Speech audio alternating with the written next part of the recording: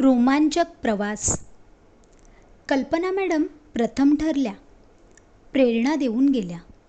नुसतं चूल आणि मूल यात नाही राहिल्या.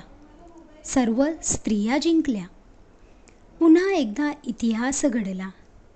पुन्हा एकदा इतिहास घडला.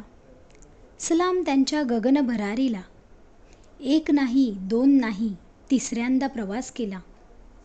अंतराळवीर हा मान त्यांनीच पटकावला.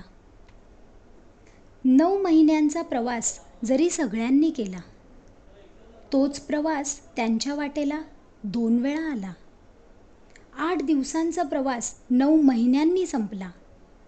सुनीता मॅडम यांचा स्पर्श मायभूमीला झाला. पाण्यातूनच देह बनला. त्यांनी मात्र तो सार्थकी लावला. अत्यानंद त्या समुद्राला झाला.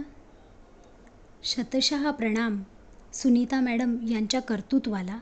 शतशः प्रणाम.